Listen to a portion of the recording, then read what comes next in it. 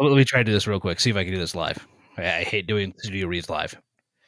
The Fairly KickAss podcast. It's not the worst thing you'll hear today. Probably. Perfect read. And that one's going in the trailer, my friend. Cut it, print it. I don't even know. This is where one of us is supposed to think of like something clever to say or something fun or witty. Or you know that's not our forte. I know. How long have you been here? Every week I think like this is going to be the week. This is it. The witty repartee is coming out right now. Never happens. How about instead of trying to come up with something witty, we just talk about something music related?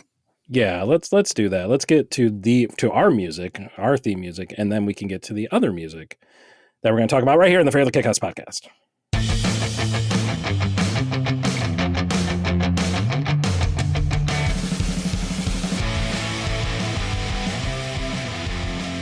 And welcome into an intro that you may not have heard because the whole thing may have been cut, and for good reason. It definitely was. It's Zach, it's Jay, it's Dan. We are here today for your usual Wednesday shenanigans here on the Fairly KickAss podcast. We're suspending our disbelief because we don't record this on Wednesday. Surprise, surprise, even though you listen to it on Wednesday. This is actually a Tuesday. I had to double check to make sure it was actually a Tuesday. It is. I'm not certain that it is a Tuesday. But it won't be the Tuesday of the same week of the Wednesday that they will be Wednesdaying our Tuesday. Huh? Yes. I don't. My brain just took a Thursday. Yes, I just used Wednesday as a verb. That was a lot.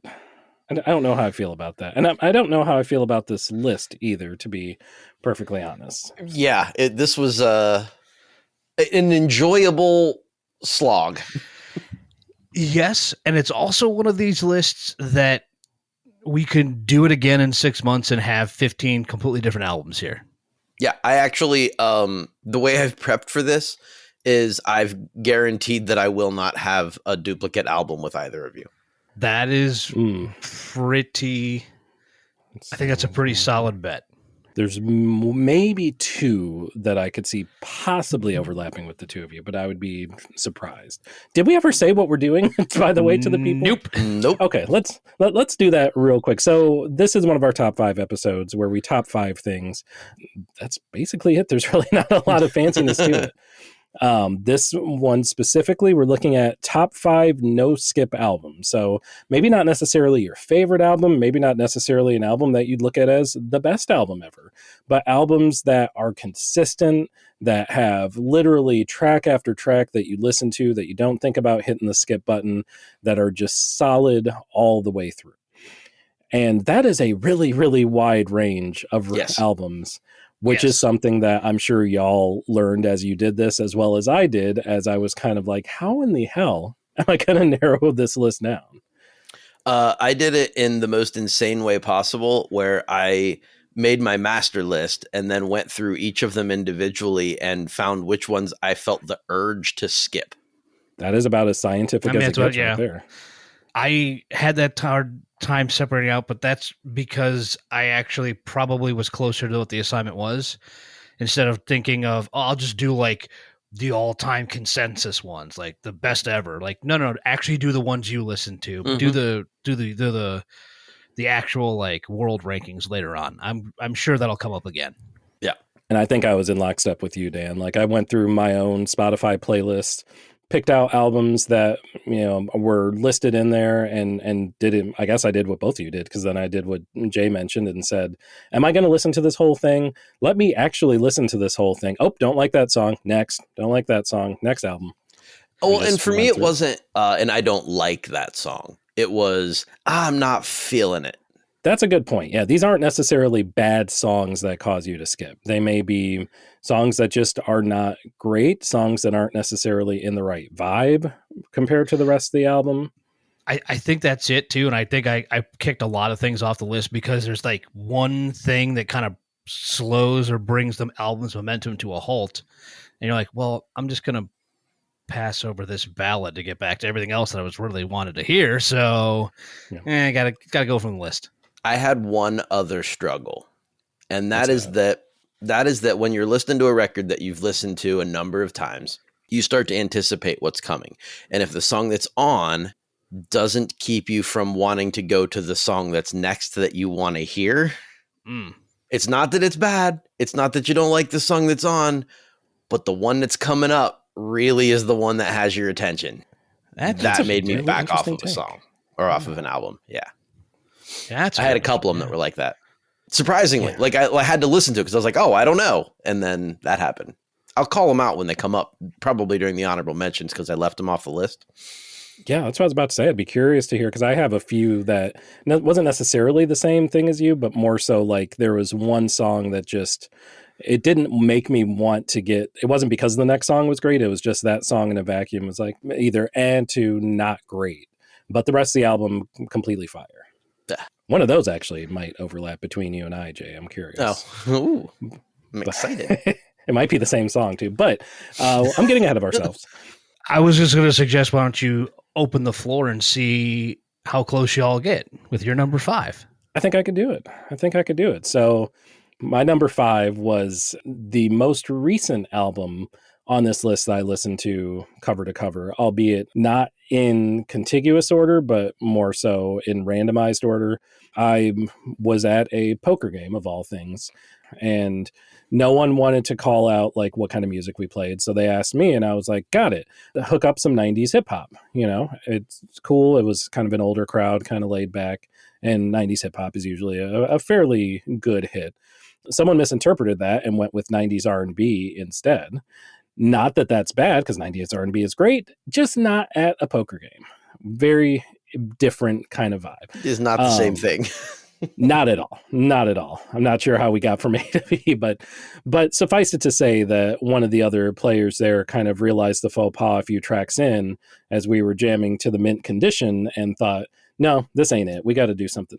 So he put on Man on the Moon 1, also known as The End of Day, the debut studio album from Kid Cudi, and we vibed to it. Not that that was the first time by any stretch that I've heard that album. I've listened to that album several times, but it got me to thinking of this specific assignment.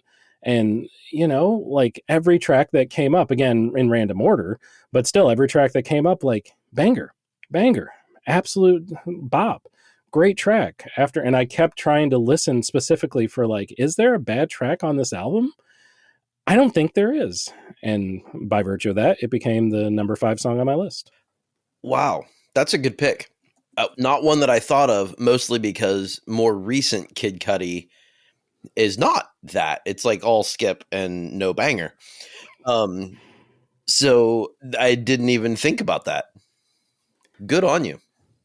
And it's something I'm probably going to say a lot. I really probably should go back and re-listen to that record now.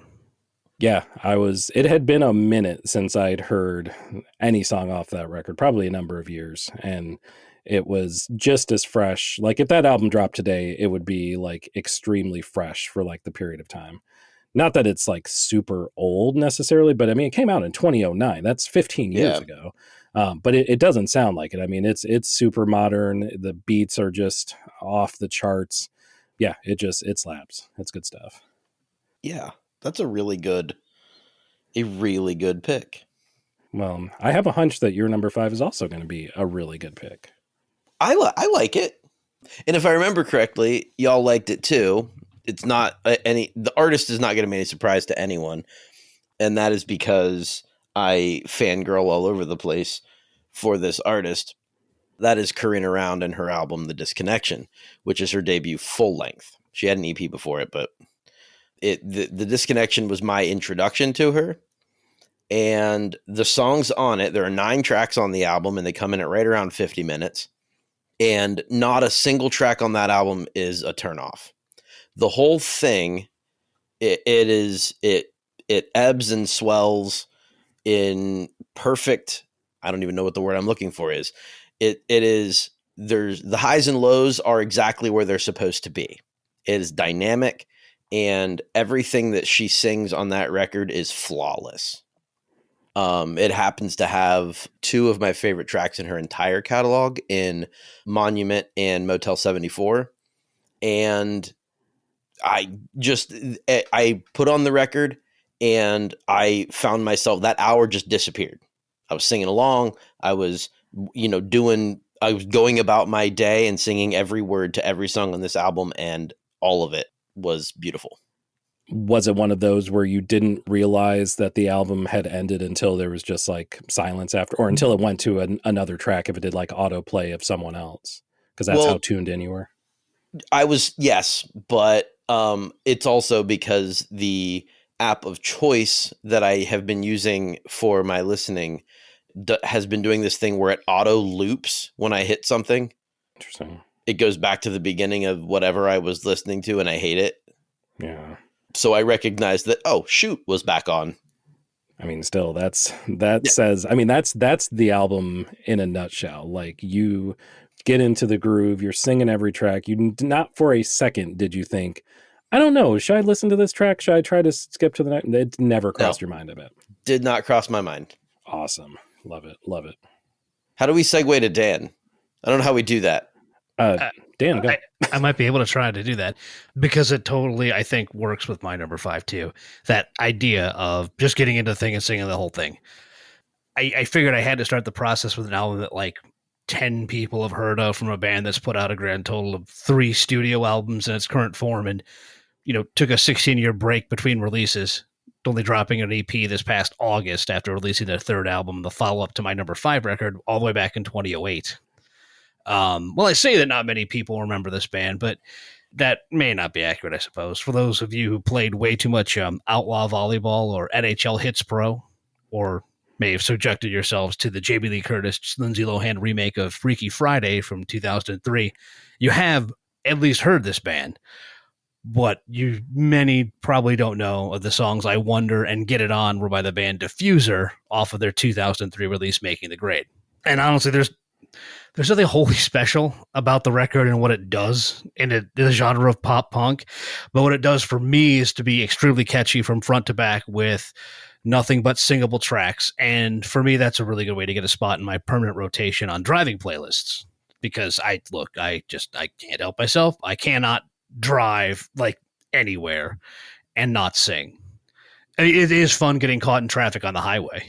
Just because the car stops, the personal karaoke booth does not. But the looks start then. That's the most fun. Bottom line with the record, though, it's a well-written pop punk album in the vein of like writing wise in the vein of Fountains of Wayne, bunch of great hooks, and a song about Danny being a long way from home, which I found a use for several years later. So utility bonus. And shout out to Mark Trombino, who produced that album and also produced a lot of like pop punk juggernaut albums for bands like The Starting Line and Blink and Jimmy Eat World, All Time Low. Diffuser would nestle pretty nicely with that list. Yeah, there's kind of an era with a certain sound that he was a big part of. For sure. Also, can we just really quickly revisit Outlaw Volleyball, NHL Hits Pro, and the remake of Freaky Friday? I would be okay with doing 2 of those 3. What a list. Why did you not want to go back to NHL? Well played. That depends. Can we get the arcade cabinet? I mean, yeah. Absolutely. Then I'm totally, absolutely in. Yeah. We can have the cabinet playing Freaky Friday. There we go. Oh, if only. I can't play my number 4, unfortunately, because we can't do that anymore. We used to be able to play music in between these songs, and we don't have that capability anymore, unfortunately. But I can at least talk about it. Yeah. And it doesn't matter because it's something that all of you have heard a million times. Let me explain. So just like my number 5, it's a debut studio album. And also just like my number 5, it is incredibly consistent. But there are a few key differences. For one, drastically different sounds. Also, my number 4 was released over 33 years prior to Man on the Moon, The End of Day. And finally, overall recognition. Like I said, you listeners have heard the vast majority of the tracks on this album multiple times. I would not be surprised if you have heard all of these tracks several times just by virtue of radio airplay. Not to say that Cuddy hasn't had a lot of hits, but he certainly has not had an album chock full of literally every single song being a radio single. And that is what we have from the band hailing from Boston and also called Boston, with an album that's also called. But there's a lot of Boston to unpack here, folks. Let's just say that. I won't go through every track, even though there are only 8 of them, but you've heard them all. You know them all. You probably would hear one right now if you went to your local classic rock station on the radio. And it just struck me as a weird choice, but an album that just was maybe not my favorite music, maybe not my favorite album by far, but very consistent and worthy of a slot in my list. It's another. It's weird. Your list so far has a way of dredging up past things for me, like Kid Cudi in the late aughts, and this one goes back farther because Boston was for a while the only album that Coach would let us listen to in the weight room. Oh wow. That's quite a choice, especially for the weight room. Like I also enjoy the album front to back, but I don't know if any of those are get up tracks. Maybe it's just me. They are not. Well, I guess that's not true. A couple of them are, but it's not the album in its entirety. Fair. So now I have an association of trying to, lift weights to a couple of. There's like 2 ballads on that record, aren't there? Like, yeah, I'm trying to remember now. I haven't listened to it since then, if I'm being perfectly honest. You're trying to say something about you plays and you just get the adrenaline hit and just have to go find something heavy. The BPMs are right, at least in that one. Yeah. Close. Close-ish. More so than Hitch a Ride. You're not getting any reps in during Hitch a Ride. And this is to say that it's a great record. Like, I have no beef with the album, but I will not listen to the whole thing in its entirety. Well, I don't blame you. That introduces another entire category of records, and for things like that might not even be like serious to, like, I don't know, like, you hear an album and it's really good and I can tell you it's really good, but I can't really listen to it because, like, I have an ex that it gets connected to or something like that, or at least it's an interesting story in that one. But I'm sure there's a whole list of albums that probably got knocked from this list because of shit like that. Oh yeah, 100%. For sure. We're never going to be objective. We can't be. No, it's impossible. Not at all. And it's not fun. I was just going to say that. What's the fun in that? Right. Jay, is it safe to assume that your number 4 album is fun? I think so. I have a lot of fun with this record. In fact, it would probably rank among a top list of the most fun blues records to be released. Part of that is the fact that it's a blues record that was funneled through a heavy dose of psychedelia, not released until 1992. And that's the Black Crowes' Shake Your Money Maker.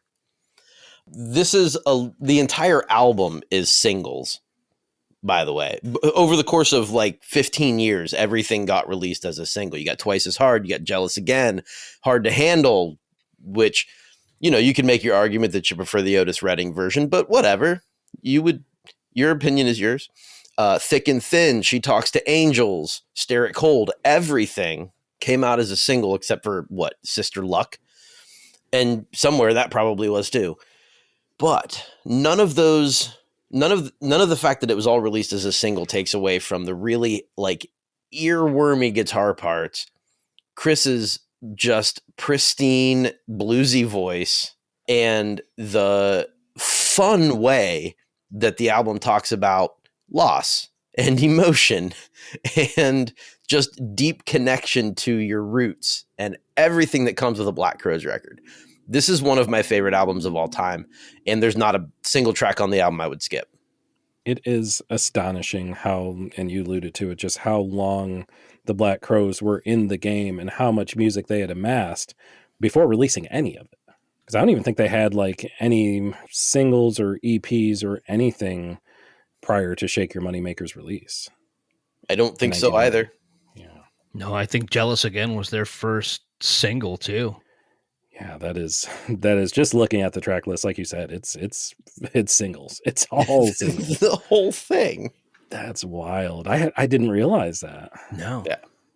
I figured that this would be their, second or third album since they got together back in the mid 80s, but I guess if you're going to go in, like, come in with a bang, and they certainly did. They certainly did.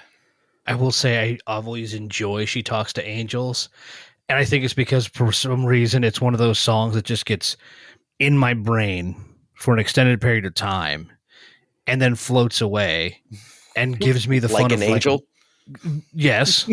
I mean, but then gives me the fun of rediscovering it every couple of years.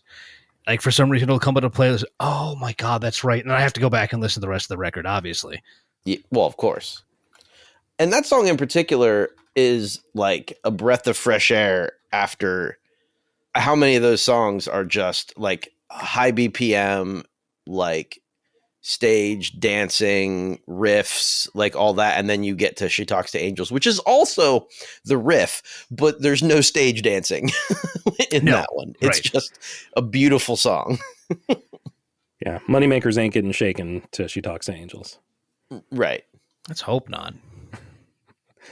Dan, what about your number 4? Are Moneymakers getting shaken to that? No. Okay. It's also not that kind of record. However, if I was going to put any bet on one of mine that might be on someone else's list, this would be it, and it was going to be on yours. Okay. So regardless, let me set a scene because it's more fun than anything else I'm going to write about it. So I just graduated high school, was tooling around, still, in the summer before moving off to college, spending a lot of time in a store that no longer exists that was called Media Play. And they had, media. Movies is where I spent most of my time, split nearly equally with video games because I had my nerd strong suits. That's where all my attribute points went into. But there are nights I'd fill in back in music where I could still BS my way through most situations like I still do over 20 years later. They never let me in books, and I don't blame them there.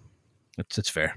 But during slow nights, we get bored and dig through the understock and preview albums that just happen to catch our fancy as long as we, went back to the back and shrunk wrapped them and before we got done. So I grabbed a random record one night, deserted night, and popped it open and chucked it into the boombox at our desk, which is how you used to have to listen to music on a stereo with a physical disc, just in case there's some kids.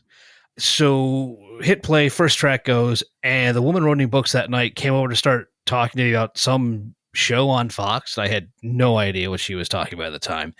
But as California faded out and Always on My Mind started, I was fixated. Yes, Phantom Planet's second studio album, The Guest. It is pure power pop, dripping with glimmering hooks and slick, warm production and plenty of 60s pop and garage rock influences. And I feel like this is probably like the real start of my inclination into those areas of power pop and alt and indie pop. But front to back, there's not a song on this gem that I skip. And of course, sing along to all of them because, again, we talked about the importance there. Not to mention the track Turn, Smile, Shift, Repeat, which is inexplicably the anthem of clocking in. What a hell of a pick. I did entertain this album. I knew that if there was one I would have possibly hit, that was going to be it, and it was going to be with you. The problem wasn't on my radar. You were right. I don't expect any of mine to be on yours. Well, I take it back. There's one, but I also know why you wouldn't pick it. Oh, fair enough. Yeah. There's, like you mentioned, there are stories. There's history in these here albums for sure. Yeah, I realized as I was looking through the track list, it was like, I think a couple days ago, I don't know that I've listened to the whole album. Because I have this thing where I will like go through an album, really, really like it, and then like just kind of abandon it at a certain point. Not because I'm not feeling it, but just because like that's just the point at which I listen to that album. So you mentioned Turn, Smile, Shift, Repeat. Like I don't know that I've heard anything past that on this album. Oh, and it felt disingenuous to put that down. All right, that's fair, I suppose. But I feel like I've missed out considering what you said. For me, when that happens, it's because like, oh, that's the album I'll put on while I'm cleaning the garage. That tune would come on, and then I would stop cleaning the garage, jam out to the tune, and then just be done cleaning the garage so the music gets shut off. Like, we're That good makes here. sense. Yeah. Like a time-based thing. That makes a Right. lot of sense. But yeah, tracks 1 through 7, if that was the full album, it would be on my list too. So killer choice. I would suggest maybe next time start at 8. Just kind of see what the back third of it is like. It's worth like a whole new... It's worth your time. Yeah, when that happens, usually track 10 winds up being my favorite song for a while. I don't know that that's true for Phantom Planet because that album was not on my radar and I couldn't tell you what that song is. Yeah, all over again. Probably not the one to be fair, but Nobody's Fault's definitely worth your time. Yeah, feels like it's in threes to me. Track 1, 4, 7, and 10 are usually the ones that gravitate. I wonder if there's some kind of science behind Interesting. that. For a while, I was on a track 8 kick. Maybe a future episode. I was just going to say that. Like, there's got to be. I'm going to go through. Like, I'm going to have to pull out all of our favorite albums and go through and start running the numbers to see what our average favorite track is. Oh, that's going to be a tough call on a few of them. We're going to have to. Oh my God. Ooh. I can already see the creation of the TAR, tracks above replacement stat. Jesus.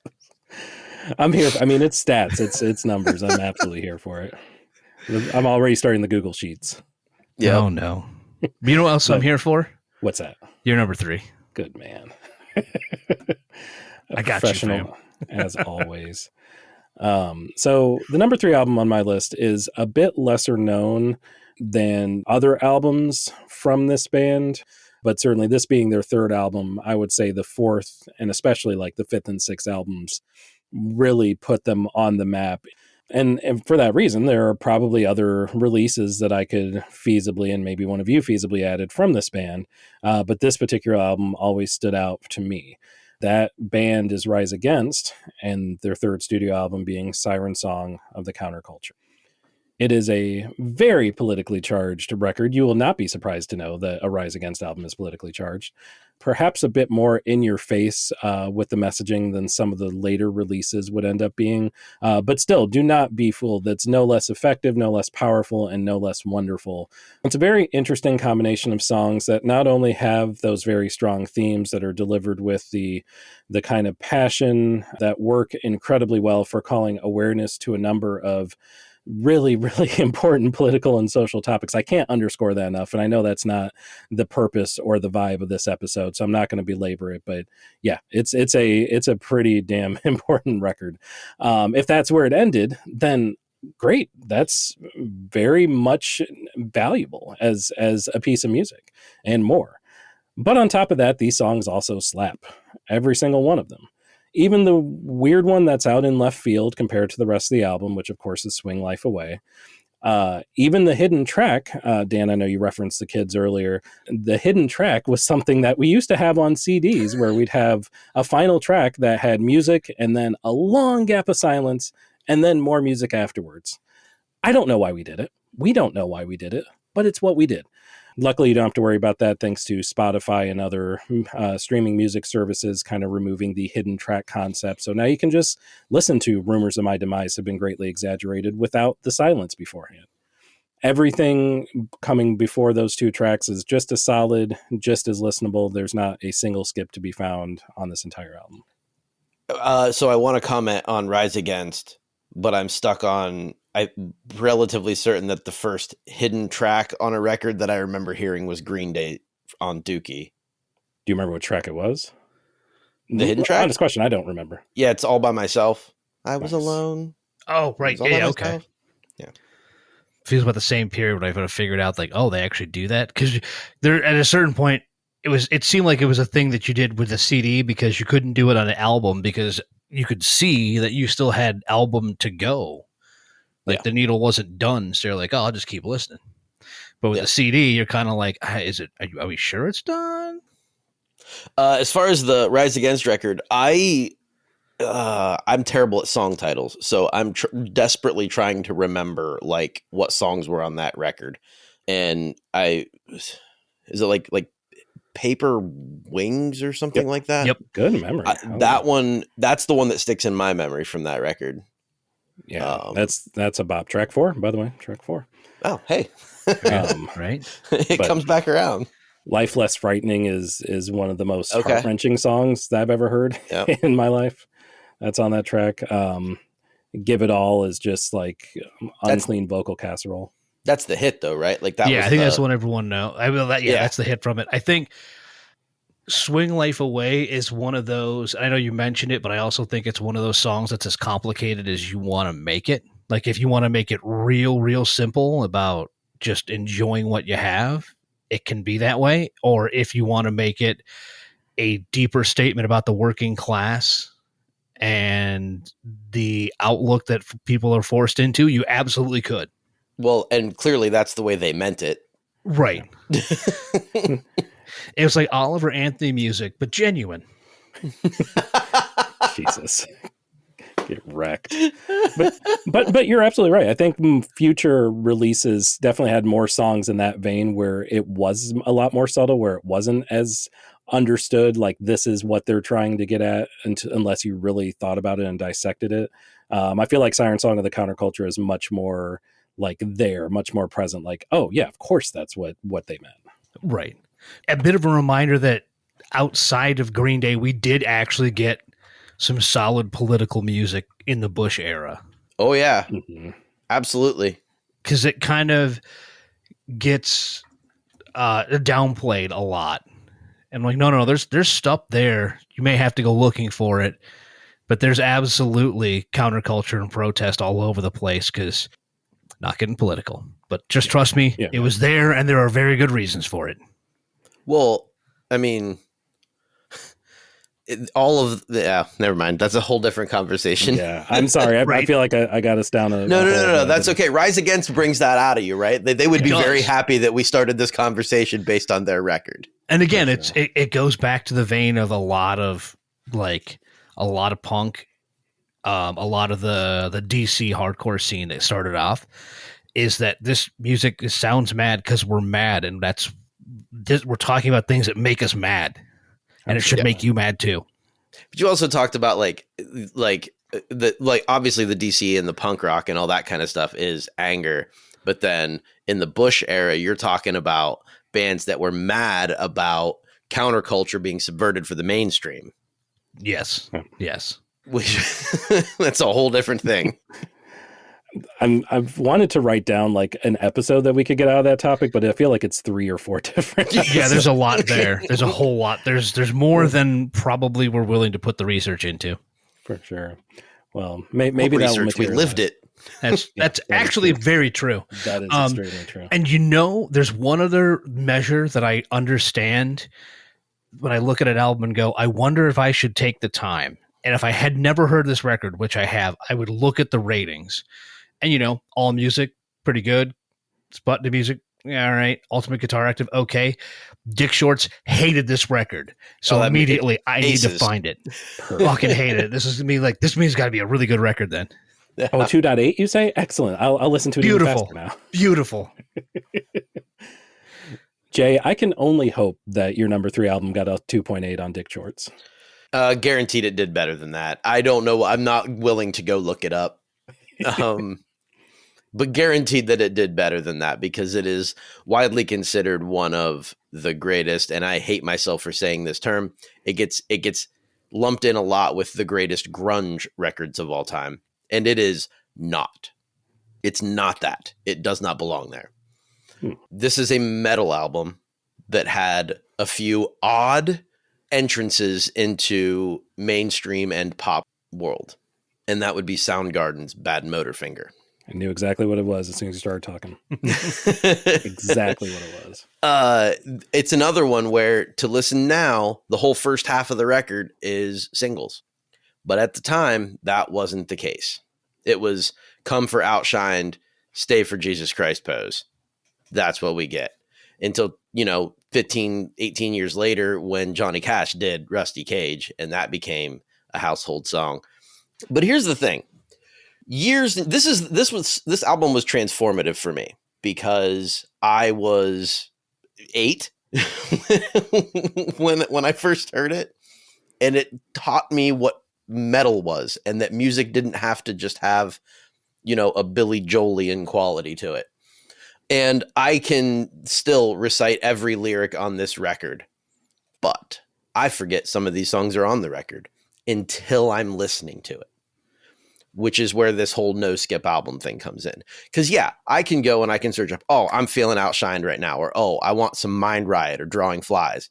But it's not until I put the record on that I hear Somewhere or Room 1,000 Years Wide that rarely pop into my mind when there's like a thing that I want. But those are the songs that steal the record for me because they're not the ones that I think of all the time. And I love that about this album. That is a really interesting way to look at it, that like these are not tracks that you would necessarily listen to in a vacuum not that you don't like them in a vacuum, but these are a part of a whole in a lot of ways. Like I wrote that down, that's how I do it, and then immediately went and wanted to hear Somewhere in My Dreams. like that's what I wanted in that moment. Because that's the one for me that doesn't that I don't think of, but I'm like, oh hell yeah. It's almost like a surprise every time you listen to it. Like you get to have that kind of little hit of dopamine of not only like, oh, I forgot this was on here, but then, oh, and I get to listen to it like right now. That's really awesome. Heck yeah. Not to mention the absolutely amazing guitar work and stellar vocals and just brilliant lyrics. And there was I think it's Ultimate Classic Rock website did a thing where they wrote Soundgarden's music on Pad Motorfinger put willing listeners to the test with its sinister oblique lyrics, drop tune guitars, unusual time signatures, thorny arrangements, and unrepentant heaviness. I didn't hear any lies just now. No. No, because thorny arrangements hit, and then because as I'm glad you mentioned Room 1,000 Years Wide, because that's the same She Talks to Angels for me for this record. Because again, I go, oh, I haven't heard this song in forever. Wait, I get to listen to Outshine and Jesus Christ Pose too. All right, let's just go from the top. And but that song I think fits the term thorny arrangements really well. Yeah, that, and I think the use of the speak and spell on the beginning of Searching for a Ground with a pig says, the devil says. Like, that's just great. I feel like that's the best kind of album for this exercise, is one with some tracks that you would listen to on their own and some ones with some tracks that you don't think about until you listen to the album. I think you kind of need both to really anchor it. Yeah, I debated putting this one at number one, but since the whole thing is just, throwing darts, it didn't really matter. Yeah, it was hard to rank. I think my rankings are, 1A, 1B, 1C, etc. Yeah. Yeah. Well, Dan, what ended up in your 1C slot, aka your number 3? That's not bad. I figured I should also include something newer that I keep coming back to months after reviewing the handful of album tracks that charted in the top 40. So I wonder if I almost might actually have the newest record on this whole thing. I don't know if it's the wide and global musical influences that the record touches on. I don't know if it's the overall presentation, which weaves the loose story of a fatherly radio DJ through its 21 tracks. I don't know if it's the ridiculous amount of hooks that John Batiste wrapped around an impressive cornucopia of production and instrumentation, but top to bottom, last year's World Music Radio continues to call my name. Much like the first single, with its 80s synth production and Stevie Wonder-inspired harmonica riffs through less acclaimed album cuts like Rain Dance and Uneasy and Running Away, and Butterfly, written with Dan Wilson, because apparently the Semisonic guy can write with and literally for anyone. Who knew? World Music Radio presents a wide variety of sounds and melodies that blends an impressive array of collaborators with Batiste's own bold and smooth vocals. I mean, how many records can honestly boast a roster of features that includes Lil Wayne, Fireboy DML, John Bellion, Lana Del Rey, New Jeans, and Kenny G?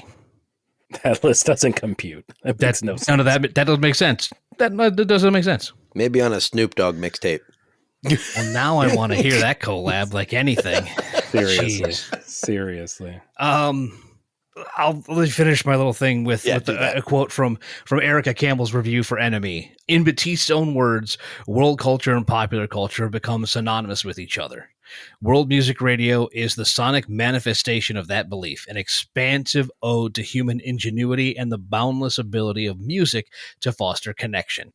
That idea got me interested in the album for more than just reviewing purposes, and its execution keeps me coming back.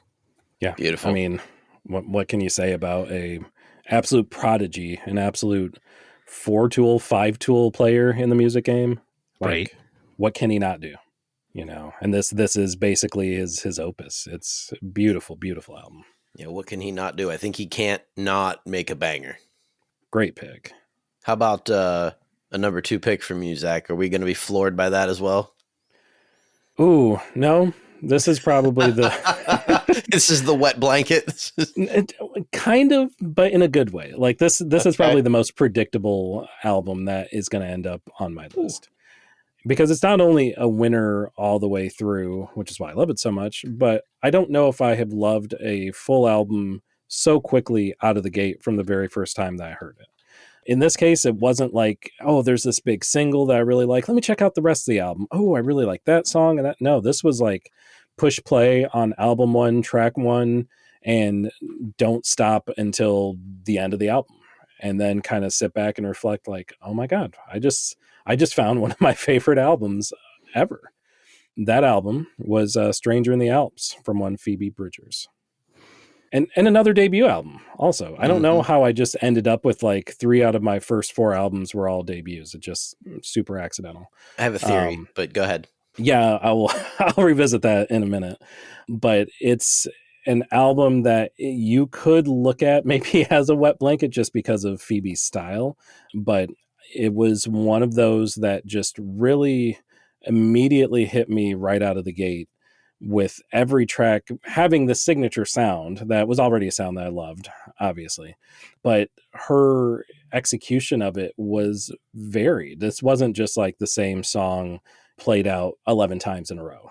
You know, you had some variety in speed, you had some variety, some ballads, some, you know, kind of poppier hits. You had a cover of a track, a Sun Killed Moon track, You Missed My Heart, and all kinds of things. It was a great album. I don't know that it was as popular necessarily as some of her later stuff, but no skips, just straight through. I don't not listen to this whole album whenever I listen to any track off of it. Does that mean that you don't put it on frequently because you know you lose an hour? Probably. Because there are albums like that for me. Like even just today, just because I saw it on the list, I was like, let me just pull up Scott Street real quick, one of the tracks on the album. And I was like, nope, I cannot do it. I will be stuck here. I will be glued to my headphones for, like you said, the next hour. And I don't have time to do it. So I had to bail. There was a part of me that was kind of you mentioned Better Oblivion Community Center, and there was a part of me that was hoping you went with that because that's one of the ones that struck me. But if I'm picking a Conor Oberst record, it's going to be Desaparecidos, Read Music, Speak Spanish. Yep. And I don't know, that whole world, that's on my honorable mentions list. Desaparecidos is. So that whole world, and that's an excellent pick. I love that record, front to back. Well, Jay, what else do you love? Sorry, I was in the ennui of trying to think of a segue. That's all right. I caught your smoke signals. So my number 2, that's where we're at, right? Number 2. Yep. Cool. Yep. I went with one that's probably not on literally anyone's list. This is the only truly obscure record I went with, and that's Chicago's own Mile Marker and their second album, Frigid Form Cell. I wrote some bland, blathering nonsense over here, but I'm going to ignore it because I don't like what I wrote. I will say this, though. Frigid Form Cell is not an album that sits idly by and waits for you to ingest its material. It makes you work for it. It is jarring on every level. The guitars are harsh. The vocals are not so much sung as they are like forced out of a speaker and into your ear holes. I know that's how music works. Usually it just seems more forced in this case. it's just a harsh record, but it's all like songs that are about things like isolation and anxiety. I tend to like those types of albums. I can't figure out why. But the album itself is just like each individual song is a gem, and the album as a whole flows so well that I don't really even notice when I've gone from track to track, but I'm still jamming. Yeah, you were spot on. Not one that I had any recollection of, but it sounds like one that I absolutely need to come to know. I got the opportunity to see them live once at Howard's Club H in Bowling Green, Ohio, and the drummer's the only one that stays put. They called themselves the Mile Marker Entertainment Conglomerate for that moment.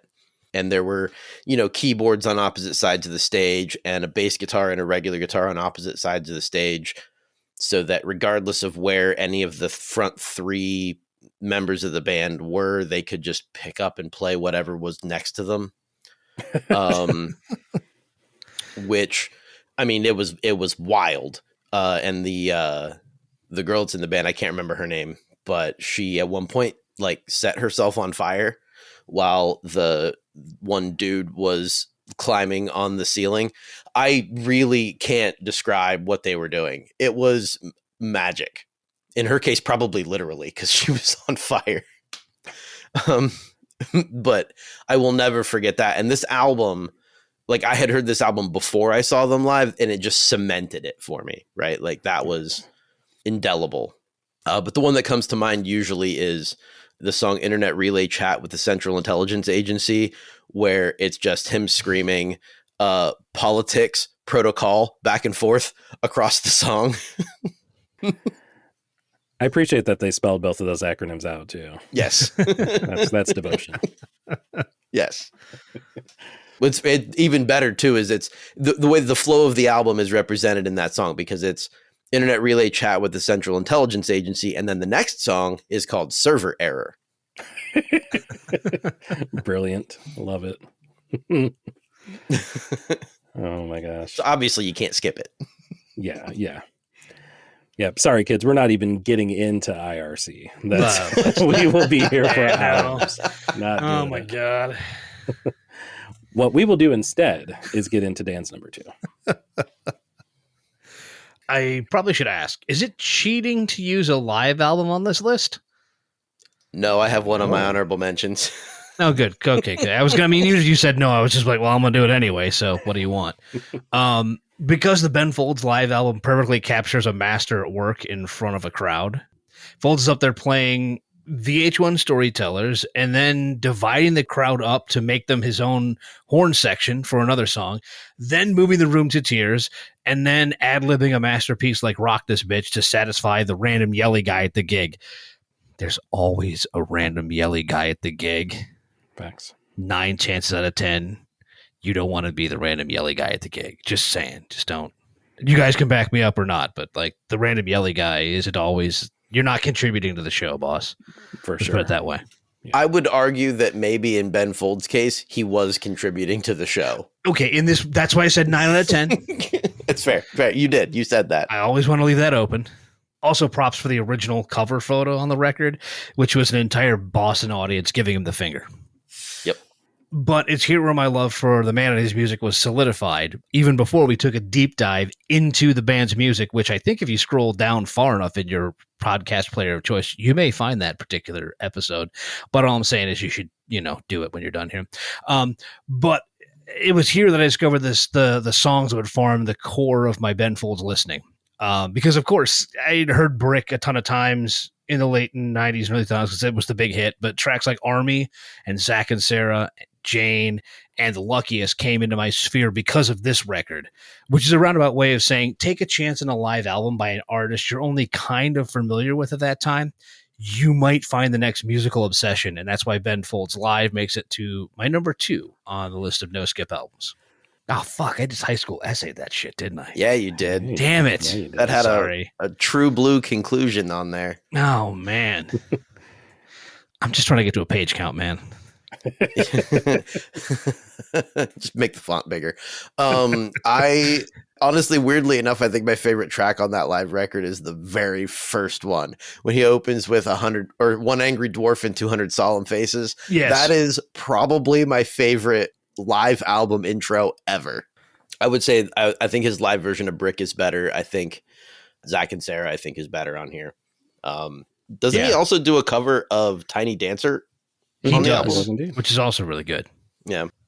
And you don't get that on the studio album. So No. Mm-mm. Sometimes you got to turn to the live stuff to get the best stuff. Right now, we'll want to speak, since you mentioned your honorable mention list and what did and didn't make it. What are the things that just missed the list proper for you? Yeah, I'll go through a few that actually were essentially those like -1 albums. That like this album is great as no skips except for that one song, and I'll cover 3 of those. First one is another debut from Run the Jewels. Great album, great production. LP absolutely kills it. Killer Mike absolutely kills it. Except for whatever the weird shit is with Twin Hypeback. It's got like a weird cameo of an artist that is playing a different role, and it's just it just doesn't fit. It's not a good song in and of itself. It absolutely doesn't fit the rest of the album. Everything else is aces, but that song can just be omitted altogether from your listens. Also, a personal favorite album of mine that I realized does have a skip, which is Hunting High and Low by Aha. The song Love is Reason specifically almost comes off as like a weird disco vibe, which is not necessarily what you want to hear when the rest of the album is 80s synth pop. There is synth, but it is absolutely not the same vibe as, obviously Take On Me or the title track or The Sun Always Shines on TV, etc. So not a bad song, but just more of a vibe shift. And finally, a track that I think may be your number one. So I'm actually going to shelve it just in case, and I'll mention it afterwards, Jay, if it is not your number one. Okay. But yeah, speaking of, what about your honorable mentions? Oh man, I have way more than that. So I'll burn through them. The ones that really genuinely almost made the cut here, the Lemonheads, It's a Shame About Ray. That is just a fantastic album. The live record that I had on here is the Harry Chapin live concert that he did. It's the 4-disc record, and it's so good. And then also Tori Amos and Scarlet's Walk is a fantastic. Those are all no skip albums, nothing left off of them. Oh, and Desaparecidos, but I already said that one. The most recent thing I have on here is Jasmine Bean's Traumatic Livelihood. And the only reason it got left off is because it's too new. It doesn't have, I haven't listened to it enough times to know whether or not I would skip if I knew it better. That's a weird sentence, but it made sense to me. I had A Perfect Circle's Mare de Noms on here. I absolutely love every track on this record, but I never make it all the way through it. Same with Metallica's And Justice for All. If you start at the end, you're going to listen to every track, but I never make it all the way. And then Jimmy Eat World's Bleed American, same way. Then the ones that I have a skip track, and that would be Bone Thugs and Harmony's East 1999 Eternal. I will skip Bud Smoke's Only every time. It's not that I hate the album or hate the song, but I will skip it every time. And then What's the Story? Morning Glory. Again, Oasis is a gem, and that's a fantastic record, but there's a song on there, and here's the thing, I can't tell you what it's called. So that's where we leave that. I had a couple of yours on my longer list. East 1999 Eternal was actually one that was on my longer list. And I had remembered putting in my notes that weirdly enough, I do listen to all of those tracks, even the weird Mr. Ouija 2, I should say, skip towards the end. Because it still kind of slaps. It really does. And then it flows into Mo Murda flawlessly. Yes. Yeah, the beats were just out of this world. But yeah, I feel like I fuck with every single track on here, honorable mentions. Nice. Or every single album, rather. Nice. I had more, but I'll leave it at that. Dan, what about your HMs? I'll speed run them too. But I also start off with a pair of debut albums because it's me, of course. Elvis Costello's "My Aim Is True." I always have to bring him up when I possibly can, and the self-titled debut from OK Go, which I found after seeing them live and going, these guys are far better. I had no idea who they were going into the show, and came out like, oh, I like this band, and then I walked out on the headliners. Also, for all the wrong reasons, but I have William Shatner's Has Been on here. In a roundabout way, a lot of the tracks are also produced by Ben Folds, so they're keeping it full circle. But there's that. Naturally, Green Day and American Idiot, Bad Religion and the Process of Belief, and Jay-Z, The Blueprint 3. For me, I know there's those who are going to say that's the poppiest record of the three, but it flows like better as a overarching piece as in my brain. That's my justification. Just right. I'm with you on that. And then the streets of Grand don't come for free, and that's your fault. I would have never found the streets if not for you. And then the combination of fit but you know it. I'm like, all right, this guy's got some writing chops, absolutely. And then you get a gut punch right in the feels with Drier Eyes to wrap this record up. Yeah, Mike Skinner takes you on a roller coaster of emotions for that. Seriously, you could call it a rap opera if you wanted to. I like that. Yeah, I think that fits. Same with Jay though. Not a single thing that I would dispute on your honorable mentions. No, I don't think none of it came up on my radar, but also I can't argue against any of it. That's been, I think, a pretty common theme, aside from like the one out of left field that you had. Is also, oh yeah, no, I totally, I didn't even hit that record, but now I'm going to go back and fuck with that some more. Yeah. But I guess that brings us to not the penultimate, the actual ultimate here. So what was best deemed your 1A, Zach? So all the way up at number one for me was an artist that you could arguably make this list entirely out of releases from if you tried hard enough. Whether that's solo releases, such as my selection, or whether that's collabs with other fellow amazing artists such as Danger Mouse and Bishop Nehru, and perhaps most notably Madlib, which obviously gives away who it is. The late great rarely, if ever, missed. If y'all have heard any tracks by MF Doom, you know that they come out with fire, that the beats are always on point, the lyrics are ridiculous, the production all the way around is aces.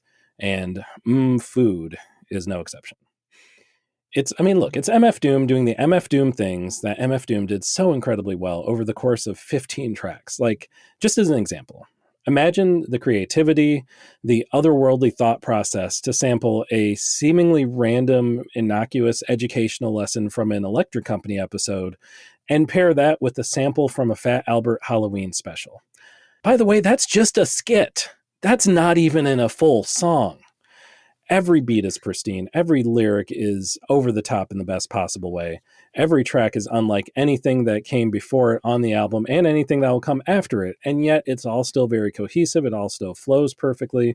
And every single track leaves you feeling happy and satisfied, and like you just listened to one of the best albums ever made.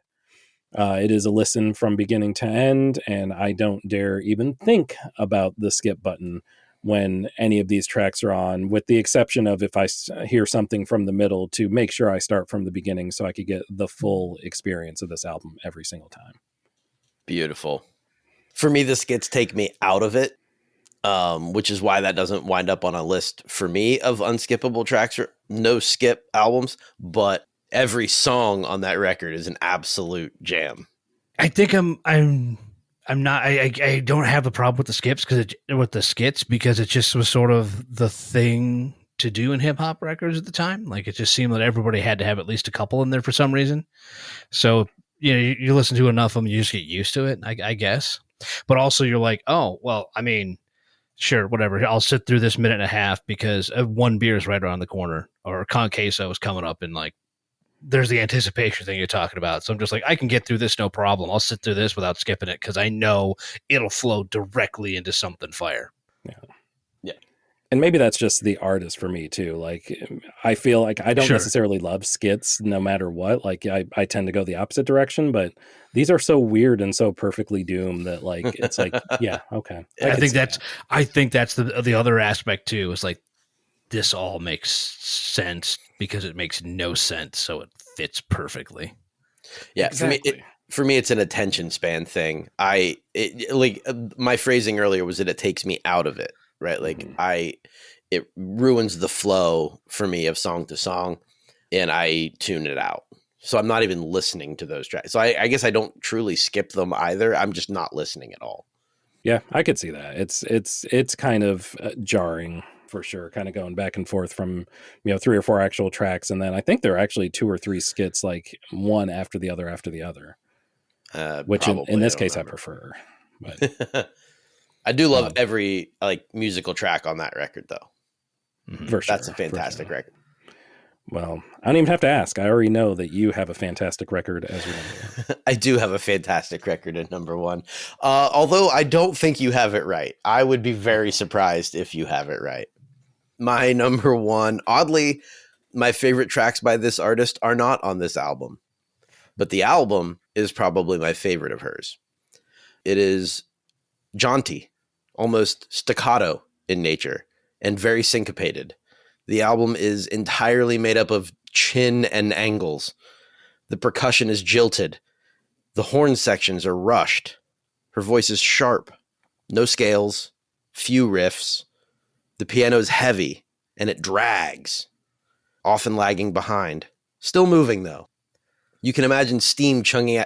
That's not a word. You can imagine steam chugging out of your chimney as you record. All of the gears turning just a little bit off. The album's commotion, all commotion, but it's an extraordinary machine. By Fiona Apple. Listen, this is not the tracks on this album. There was no single hit. The record companies hated it. There was no hit from this album, but every song flows into the next one in perfect union. And the use of instruments flows from one out. You might have a song that finishes with an instrument that it didn't start with, and that instrument starts on the next track and ends with a different thing. The whole thing builds and flows back and forth, and all of it with some of her most gut-punching lyrics, and that's saying something from Fiona Apple. This is hands down my favorite Fiona Apple record, and it's because I can listen to every song on it in succession without stop. Now, the online magazine publication Stylist describes this album as, quote, a rudderless piece of work. It sounds like you would agree, but that you wouldn't look at that as a diss, as an insult like Stylist did. No, I don't. Rudderless is a really good way to phrase it. The emotion that I get from the record and the concept behind it is simply that, okay, if you are rudderless, what do you do to stay afloat? It's not about controlling the flow of the water. It is not about fighting against the current. It is about what are you doing to keep yourself afloat? And that is an extremely strong message, and also just a genius way to make a record. The music works with that concept, just like the lyrics. Yeah, just parts of a whole, I'm trying to remember. I swear I've heard this record, and that's why I wish I had more to say on it, because I'm trying to remember more than just get him back, which is the problem. But then also kind of briefly reading all of the shenanigans isn't quite the word, but it's what I'm going to go with around the release of the record. Mm-hmm. And that also makes sense. I'm like, all right, I'm going to have to go back and listen to this first thing in the morning. It's going to be the place where I start. The gist of the album is summed up pretty perfectly in the first track, which is the title track, where she says, be kind to me or treat me mean. I'll make the most of it. I'm an extraordinary machine. So it's that whole, what am I doing to keep afloat? right? Like, I really like that rudderless. That's great. I hadn't seen that, but that's awesome. That's perfect. Yeah, it seemed from the way you described it, and then when I read that, I was like, yeah, that's essentially the same thing. They also called it a bitterly disappointing listen, which I do not think you would agree with. Absolutely not. And I think they might be sick in the head and they need to be bled dry to quit. That's also a lyric from the record. Very nice. Well, Dan, finish us off, man. Hit us with your number one. Man, I feel like it's a bit of it's a bit of a letdown only because of how well you described that record. Sorry. And I got to mine and I'm like, well, I don't need to say a whole lot about my number, the one I put at number one, because I'm nothing if not consistent. And I can't help but follow the rules of the podcast. So of course my top no skip album follows rule number one, and it's been around as long as I have. So let's play the game for those of us who are new here. Released on June 25th, 1984, it spent 24 consecutive weeks atop the Billboard 200 and was present on the chart for a total of 167 weeks. It's one of the best-selling albums of all time, with more than 25 million copies moved worldwide, spawned the number one song on the Billboard year-end Hot 100 singles chart of 1984, as well as 3 more top 10 hits, won 2 Grammys, and an Oscar for rule number one. Of course, it's Prince. This is Purple Rain. And because it's the number one rule of the show, I don't need to talk a whole ton about it. I mean, we've talked extensively about this record over the years. So you don't need to rant and rave about the title track or Let's Go Crazy or When Doves Cry. You've heard all of that before.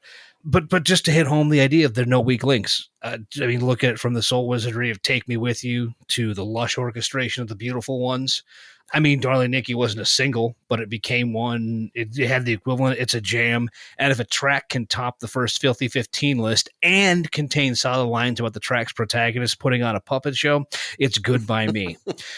But I chose, I think I chose Purple Rain over 1999 just because it feels, again, like a complete piece from front to back, probably because it's a movie soundtrack, which may be cheating, but at this point, I'm not going to argue. You may, but I won't. I don't think it's cheating because it's all by one artist. Well, that's fair. It's not a compilation record. It's an album. Right. That also has a movie. It didn't need to, though, because you just had the record. True. Yeah, we would argue about that, though. Yeah. The album, I do enjoy the movie, but the album is much better. Yes. Yeah, and you mentioned this all being one guy. I mean, from the instrumentation to the vocals to even the writing, like there's only one track, and that's Computer Blue, that anyone else has a writing credit on. Everything else is Prince. And literally everything, like in the vein of Stevie Wonder kind of thing. Like I went back and was looking at the credits. I was looking at Darling Nikki and went, he literally did everything. That was front to back, top to bottom. Everything on that track was Prince played. Going, good Lord, right. It's you don't have that anymore, you know. I don't think you had that then. I think he was just cut from a different club, which we've sung his praises ad nauseum so many times. So it's so hard to say things that we haven't said 100 times before. But exactly. Suffice it to say, obviously, fantastic pick. Yeah, beautiful. Again, probably cheating, but might as well get it out there. Someone had to do it, right? If it's cheating, I think, you know what? Let's let the listeners decide if it's cheating. Yeah, I like that idea. Was I cheating here by going back with the old reliable and picking a Prince record? Should I have done something else? But maybe I'm unsure of how I would let my opinion to be known to the three of us jackasses, and that's where that particular jackass will tell us exactly how to do so. You know, I am selfish in the way that I also want to hear what the listeners think about this answer, because we make the rules. It's our podcast. We do what we want.